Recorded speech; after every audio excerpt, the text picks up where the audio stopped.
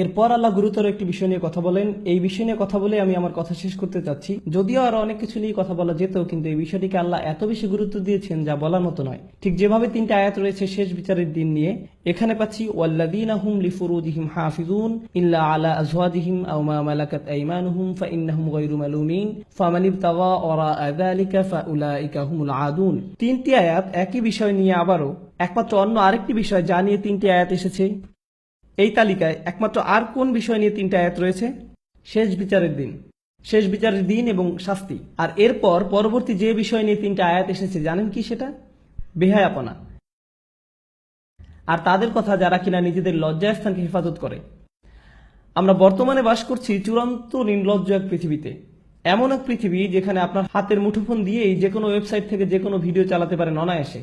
Pornography industry বর্তমানে একটি $multi-trillion industry, যার উদ্দেশ্য এবং কাজই হলো আপনাদের প্রত্যেকেই যেন কোনো না কোনো ভাবে এসব নোংরামির ভোক্তা হন, এবং প্রতিটি নারী, পুরুষ ও শিশুর সামনে এগুলো যেন উন্মোচিত হয় তা তারা আশা করে। আপনিও দেখবেন, আসক্ত হবেন এবং পরিণত হবেন আরও একজন ভোক্তায়। এটাই হলো আমাদের সমাজকে দেওয়া পর্নোগ্রাফির উপহার। এটা তৈরি করছে অমানুষ, মানুষকে পরিণত করছে পশুতে, যৌন বিকারগ্রস্ত মানুষে। এবং আপনাদের মধ্যেই দুর্ভাগ্যক্রমে কারো কারো এই আসক্তি রয়েছে। এবং আপনারা এইসব জঞ্জাল অনলাইনে দেখছেন, আপনারা দেখেন এবং নিজেদের বিভিন্ন মোবাইল ডিভাইসে এবং অ্যাপে সেভ করে রাখেন। এবং এই নিয়ে আপনাদের ভিতরে আর কোনো খারাপও লাগে না, কেননা আপনারা নিজেরাই মনে মনে নিজেদের জন্য এগুলোকে গ্রহণযোগ্য ধরে নিয়েছেন। হয়তো মাঝে মাঝে এ নিয়ে একটু অনুশোচনা হয়, কিন্তু আবারও আপনি ফিরে যান সেদিকে। আপনি ভাবছেন অন্তত আমি তো কারো ক্ষতি করছি না, অন্য কাউকে তো দেখাচ্ছি না, নিজেই দেখছি, এইটুকুই ঠিক আছে। কিন্তু জানেন আসলে কি হচ্ছে? ভেতরে ভেতরে আপনার আত্মা নিঃশেষ হয়ে যাচ্ছে, আপনার সালাত হয়ে গেছে অন্তঃসার শূন্য। সে সময় আপনি একটু চোখের পানি ফেলতে পারেন না, কেননা আপনার হৃদয়ে আল্লাহর ভয় এতটাই কমে গেছে। কারণ হলো ওই সমস্ত নোংরামি যা আপনি দেখে আসছেন তারই ফলাফল। এগুলো আপনাকে পরিণত করেছে একটা মানুষরূপী পশুতে, যার ফলে আপনি এখন আর স্বাভাবিকভাবে তাকাতেও পারেন না। যখন একজন নারী আপনার পাশ দিয়ে যায়, আপনি যেন দেখেন একটা মাংসপিণ্ড হেঁটে যাচ্ছে। আপনার দু চোখ সর্বদাই নিরীক্ষণ করে বেড়াচ্ছে প্রত্যেককে। সারাটাক্ষণ আপনি হাঁ করে তাকিয়ে থাকেন, চেয়ে থাকেন, চোখ নামিয়ে নিতে আপনার রীতিমতো কষ্ট হয়। যখন আপনি সাবওয়েতে কিংবা ক্যাম্পাসে অথবা যখন কর্মক্ষেত্রে নয়তো রাস্তা দিয়ে হেঁটে যাচ্ছেন, আপনি পারছেন না নিজেকে সংযত রাখতে। হয়তো একটা বিলবোর্ডের দিকে তাকালেন, আপনি দ্বিতীয়বার তাকান, তৃতীয়বার তাকান। এমন একটা সুযোগ আপনি হাতছাড়া করেন না যা দিয়ে আপনার অন্তরটা কলুষিত হয়। আপনি পরিপূর্ণভাবে একজন আসক্ত ব্যক্তি। তারপর কিনা আপনি আমাকে বলেন, ভাই নামাজে মনোযোগ আনবো কিভাবে? আপনি কোন দুনিয়া বাস করছেন? কোন জগতে আছেন আপনি? ভাইয়েরা আমার, বিশেষ করে ভাইদেরকেই বলছি, জানি কিছু বোনেরও এই সমস্যা রয়েছে। এটা অত্যন্ত দুঃখজনক বাস্তবতা। এটা একটা যুদ্ধ, এবং এই যুদ্ধ যে কোনো সামরিক যুদ্ধের চেয়েও ভয়ঙ্কর। এটি সেই যুদ্ধ যা কিনা ধ্বংস করে দিচ্ছে আমাদের অন্তরকে। এই জিনিস আমাদের ঘর পর্যন্ত প্রবেশের পথ করে নিচ্ছে, রাস্তা বানিয়ে নিচ্ছে। আচ্ছা, আমিও চাই আমাদের সন্তানদেরকে এসবের হাত থেকে যত দূর সম্ভব বাঁচাতে, কিন্তু যখন আমার সন্তান স্কুলে যায়, সেটা ইসলামিক স্কুলই হোক না কেন, খুবই উজ্জ্বল সম্ভাবনা রয়েছে যে কেউ একজন হতে পারে তারই এক বন্ধু তার আইপ্যাড বা অনুরূপ কোনো মোবাইল ডিভাইস নিয়ে এসে বলবে, দেখো দেখো সবাই। এটা খুবই বাস্তব একটা চিত্র, মোটেই কাল্পনিক কিছু নয়। এজন্যই আমাকে আমার সন্তানদেরকে প্রস্তুত করতে হবে এই কুৎসিত কদাকার জগৎ সম্পর্কে, যার মুখোমুখি তারা হবেই এক সময়। এর থেকে পালানোর আর কোনো পথ নেই, আসলে কোনো মুক্তি নেই। আপনারা ইসলামিক লেকচার দেখছেন ইউটিউবে, নিশ্চয়ই দেখে থাকবেন যে সেখানে যে কোনো ভিডিওর পাশ দিয়ে ফলো আপ ক্লিপগুলো দেয়া থাকে, তার মধ্যে একটা না একটা বাজে জিনিস থাকবেই। আর আমার মনে হয় না এটা নিছক দুর্ঘটনা। এমন না যে সবকিছুতে আমি ষড়যন্ত্রের গন্ধ পাই, তবুও আমি মনে করি না এগুলো এমনি এমনি হচ্ছে। আর আপনাদের বেলায় আসলে কি হয়? আপনি একটা ভিডিও দেখছেন, পাশে একটা বাজে জিনিস দেখে ক্লিক করলেন, আবার আরেকটাই ক্লিক করলেন, আবার আরেকটাই ক্লিক করলেন, শেষ পর্যন্ত গিয়ে ওইসব জঘন্য কিছু একটা আপনি দেখে ফেললেন। ওয়াল্লাযীনা হুম লিফুরুজিহিম হাফিজুন। বিশেষত যখন এই লজ্জাস্থানের ব্যাপার আসে, তারা তা হেফাজত করে। ভাই, আমার জন্য কি সমাধান? আমাকে বিয়ে করে ফেলা উচিত? দেখলেন না ওই দিন যেমন একজন জিজ্ঞেস করলো, আমি কিভাবে এখনই বিয়ে করতে পারি? না রে ভাই, এই জিনিসের সমাধান বিয়ে নয়। আপনি যদি একজন যৌন বিকারগ্রস্ত হয়ে থাকেন, তবে বিয়ের পরেও আপনি তাই থাকবেন। আপনার এখনই লজ্জা না থাকে, তো বিয়ের পরেও আপনার লজ্জা থাকবে না। সত্যি। আপনি ভাবছেন বিয়ের মাধ্যমে আপনার সমস্যা শেষ হবে? না, আপনার সমস্যা বিয়ে নয়, আপনার সাহায্য দরকার। আপনাকে এসব বন্ধ করতে হবে। আপনার নিজেকে এভাবে কষ্ট দেওয়া থামাতে হবে, নয়তো আপনার ভেতরে আর কিছুই অবশিষ্ট থাকবে না। কদিন আগে একটা ইমেল পেলাম একজন টিনেজ বালকের থেকে, যে কিনা পর্নোগ্রাফিতে আসক্ত। নামবিহীন ইমেল। সে লিখেছে, আমি নিজেকে মেরে ফেলতে চাই, আমি পারছি না বন্ধ করতে। আমি 11 বছর বয়স থেকে এগুলো দেখছি, আমার বাবা মা কিছু জানেন না। আমি এগুলো পড়ি আর কাঁদি। কারণ এই ছেলে তো একা নয়, এরকম লক্ষ লক্ষ মুসলিম ছেলে মেয়ের আজ এই অবস্থা। লক্ষ লক্ষ। আমাদের ওদেরকে সাহায্য করতে হবে, যা কিছু পারি তাই করতে হবে। এগুলো প্রতিরোধ করার জন্য আমাদের $1 ট্রিলিয়ন বিজ্ঞাপন ব্যবস্থা নেই। আর এটাও আমার জন্য বলাটাও বাস্তবসম্মত হবে না যে এইসব ফেসবুক, ইউটিউব, টুইটার, ইন্টারনেট এসব হারাম। এটাই বাস্তবতা। এগুলো এখন অক্সিজেনের মতো একটা স্বাভাবিক ব্যাপার। আমরা শুধু যা করতে পারি তা হলো আমাদের তরুণদের সাথে এ বিষয়ে পরিপক্ক কথাবার্তা বলতে হবে এবং তাদের শেখাতে হবে কিভাবে এইসব জিনিসকে মোকাবেলা করতে হয়, এগুলোর ফাঁদে না পড়ে। এখানে যারা প্রাপ্তবয়স্ক আছেন, ইন্ডিয়ান মুভি দেখা বন্ধ করুন ভাই। আপনি কেন এসব লেকচারে অংশগ্রহণ করছেন? কথা বলছেন সালাত নিয়ে, সালাতের গুরুত্ব নিয়ে, অথচ নিজেদের সংযম ধরে রাখতে পারছেন না।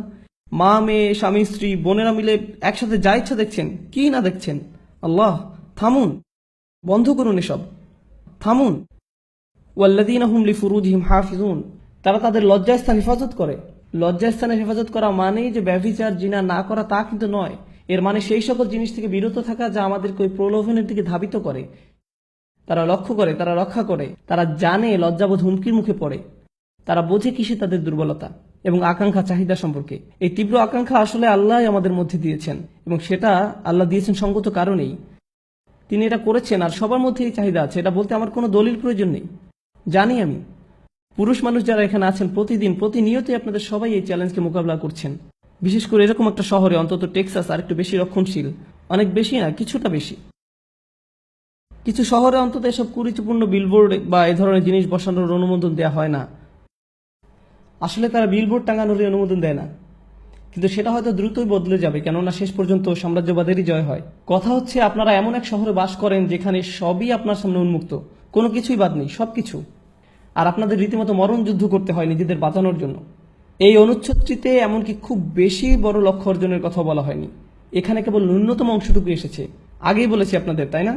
এগুলো হলো ন্যূনতম, যা না হলেই নয়। আমাদের ন্যূনতম কর্তব্য হলো যে আমাদের যাবতীয় নির্লজ্জতা, বেহায়াপনা থেকে নিজেদের বাঁচিয়ে চলতে হবে, নিজেদের ভেতরে এই প্ররোচনার বিরুদ্ধে যুদ্ধ ঘোষণা করতে হবে। আর আমি জানি আপনাদের কেউ না কেউ আছেন যারা এসব বন্ধ করার চেষ্টা করছেন, তারপর আবার ফিরে গেছেন, আবারও চেষ্টা করছেন, আবার ফিরে গেছেন, বারবার ফেসে যাচ্ছেন এই চক্রান্তে। জানি আমি, অনেকেরই এমনটি হচ্ছে। আপনারা যুদ্ধ করে যাচ্ছেন এর সাথে, তবে হাল ছেড়ে দিবেন না। আর সেজন্য যা প্রয়োজন করুন, কখনো একা থাকবেন না, সব সময় ভালো বন্ধুর সাথে থাকুন।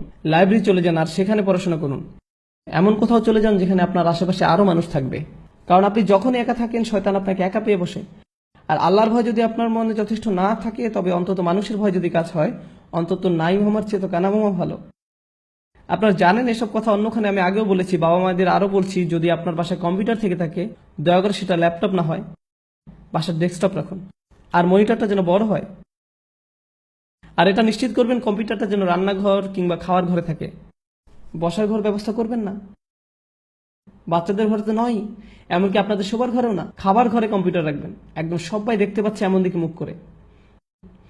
তুমি হোমওয়ার্ক করতে চাচ্ছ, করো, মনিটর এদিক ওদিক ঘোরাতে পারবে না, সবার মুখের সামনেই থাকবে। এভাবেই আপনাকে করতে হবে, বুঝলেন?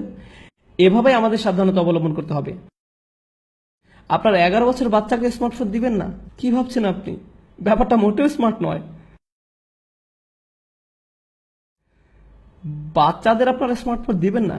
আমি কেন এমন দেখি যে ইসলামিক স্কুলে ক্লাস 2 বা 5 এর বাচ্চার হাতে আইফোন 5, আমার নিজেরও আইফোন 5 নেই, আর তাদের কিনা আছে, কিসের জন্য? আপনারা জানেন এগুলো কত ভয়ঙ্কর হতে পারে? ইল্লা আলা আজওয়াজিহিম আও মা মালাকাত আইমানিহুম ফাইন্নাহুম গায়রা মালুমিন। আর তাদের স্বামী স্ত্রী ব্যতীত, তাদের অধিকারভুক্ত দাসী ব্যতীত, সেক্ষেত্রে সংযত না হলে দোষের কিছু নেই। আল্লাহ বলছেন আমাদের এসব আকাঙ্ক্ষা রয়েছে এবং আমরা সেগুলো সম্পাদন করতে পারবো, পূরণ করতে পারবো, কিন্তু শুধুমাত্র আমাদের বৈধ স্বামী স্ত্রীর মাধ্যমে। কিন্তু এর বাইরে আমরা কোনো কিছু করতে পারবো না। আরেকটা ব্যাপার, যখন মানুষ ওই সমস্ত জঘন্য জিনিসে আসক্ত হয়, অবিরতভাবে ওইসব নিয়েই পড়ে থাকে এবং অতিরিক্ত বেশি পরিমাণে সেসবের সংস্পর্শে থাকে, তাদের দাম্পত্য জীবন হয় দুর্বিষহ। ভোগ সুখ নিয়ে তাদের নিজেদের ভেতরে এক ধরনের অলীক এবং অবাস্তব ধারণা গড়ে ওঠে এবং তখন তারা নিজেদের স্বামী স্ত্রীর কাছ থেকে সেই সুখ খুঁজে পায় না। ঘরে ঘরে এগুলো নিয়ে অনেক বড় ফিতনা তৈরি হয়, পরিবার ধ্বংস হয়ে যায়, মুসলিম পরিবার। এগুলোই বর্তমান সমাজে আমাদের হচ্ছে। আল্লাহ তাদের সম্পর্কে বলেন যারা সালাত প্রতিষ্ঠা করে। তিনি বলেন, আমি বর্ণনা করছি যারা সালাত বা নামাজ প্রতিষ্ঠা করে, এগুলো হচ্ছে মৌসুফ আল মুসল্লিন, সালাত প্রতিষ্ঠাকারীর বৈশিষ্ট্য। আল্লাযিনা, সব আল্লাযিনাগুলোর প্রত্যেকটি হচ্ছে মুসল্লিদের এক একটি সিফাত বা বৈশিষ্ট্য। অর্থাৎ যারা সালাত কায়েম করে তারাই হলো সেসব মানুষ যারা নিজেদের সালাত কায়েমের ব্যাপারে নিয়মিত এবং অবিচল। এরাই হলো সেসব মানুষ। ফামান ইবতাগা ওয়ারাআ যালিকা ফাউলাইকা হুমুল আদুন। আর যারা কিনা এই সীমার বাইরে চলে যায় তারা মূলত আগ্রাসনে লিপ্ত। এসব কাজে এক প্রকার আগ্রাসন। দেখুন, যখন কিনা আদু উল্লেখ করা হচ্ছে অথবা আদিন আসছে, আদুন থেকে, আদা থেকে, ঠিক আছে, আল আদুন, আল আদাওয়া আরবিতে এর মানে হলো শত্রুতা। আল্লাহ বলছেন যারাই কিনা তাদের কামনা বাসনা চরিতার্থ করে হালাল পথের বাইরে, বিবাহের বাইরে, যারাই সেটা করে তারাই এক ধরনের সক্রিয় আগ্রাসনে লিপ্ত। প্রশ্ন হচ্ছে কার বিরুদ্ধে এই আগ্রাসন? কেননা আপনি যখন শত্রুর কথা বলেন তখন মাথায় আসে যে সে শত্রু কার শত্রু। যদি তারা শত্রুতে পরিণত হয় তাহলে কাদের জন্য শত্রু? আল্লাহ সেটা বলেননি, উল্লেখ করেনি কোন মাফউল বিহি কিংবা কোন জার মাজরুর। এর মানে কি হতে পারে জানেন? তারা তাদের নিজেদের শত্রু, তাদের পরিবারের শত্রু, তারা এমনকি আল্লাহর দেয়া শিক্ষার বিরুদ্ধেও শত্রুতায় লিপ্ত। বুঝতে পেরেছেন? এরাই হলো এই ধরনের মানুষ। আপনার আর আমার সবচেয়ে যে গুরুত্বপূর্ণ সম্পদ তা হলো আমাদের অন্তর, আমাদের হৃদয়। আর এই নির্লজ্জতা আমাদের অন্তরটাকে ধ্বংস করে দেয়, নিশ্চিহ্ন করে দেয়। সবচেয়ে মূল্যবান যে জিনিসটিকে আমাদের সুরক্ষিত রাখতে হবে তা হলো আমাদের ঈমান। আর এইসব নোংরা জিনিসগুলো আমাদের ঈমানকে নষ্ট করে দিচ্ছে, আপনাদের ঈমানকে দুমড়ে মুচড়ে ছিঁড়ে ফেলছে। এরকম হতে দিয়েন না আপনারা আপনাদের সাথে, ঘটতে দিয়েন না এমনটা নিজের সাথে। আর আমি খালি আপনার মুখের কথা শোনাতেই পারবো, আপনাকে দিয়ে কোনো কিছু বন্ধ করতে আমি পারবো না। সেটা আপনার নিজেরই নিজেকে করতে হবে। আপনার নিজেকে সিদ্ধান্ত নিতে হবে যে আমার ঈমান কি আসলেই যথেষ্ট মূল্যবান আমার কাছে, আমার সালাত কি যথেষ্ট গুরুত্বপূর্ণ আমার কাছে, নাকি আমি এভাবেই চলতে থাকবো আর ভান করব। আচ্ছা, আমি আপনাদেরকে জাজুয়ার কথা বলেছিলাম। যখন কিনা আপনি পাপের সংস্পর্শে আসেন তখন পুরো ব্যাপারটিকে মোকাবেলা করতে চান না, কোনো রকম এড়িয়ে যান। আর এরকম অনেকেই আসলে আছেন যারা অনেক কিছু শোনেন কিন্তু সেগুলো নিয়ে কাজ করেন না, খালি এড়িয়ে যান। সেক্ষেত্রে আপনিও আসলে জাজুয়া, আপনি মুসল্লিদের অন্তর্ভুক্ত নন, জাজুয়া সম্প্রদায়ের অন্তর্ভুক্ত হবেন না, জাজুইনদের দলভুক্ত হবেন না, যারা কিনা সবকিছু বাদ দিয়ে চলে, যারা কিনা তাদের সমস্যাকে মোকাবেলাও করতে চায় না, এর থেকে পালিয়ে থাকতে চায়, সব সময় প্রলোভনের কাছে হার মেনে নেয়, তারা খুবই দ্রুত সংবেদনশীল হয়। আর এটাই এই অনুচ্ছেদের শুরুর দিকে সুন্দর একটি ব্যাপার, হালুয়া অর্থাৎ সংবেদনশীলতা। সাধারণত আমরা প্রলোভনে সাড়া দিই। একটা ছবি দেখে আপনার একটা প্রতিক্রিয়া হয় যা আপনার আরেকটা ওয়েবসাইটে ঢুকতে উদ্বুদ্ধ করে এবং সেখান থেকে অন্যত্র প্রতিনিয়তই আপনি বিভিন্ন জিনিসে ডাকে সাড়া দিচ্ছেন। আপনাদেরকে শিখতে হবে কি করে আপনাদের প্রতিক্রিয়া সঠিক হবে। আর সঠিক প্রতিক্রিয়া তখনই আসবে যখন আমরা সালাত কায়েমকারীদের অন্তর্ভুক্ত হব।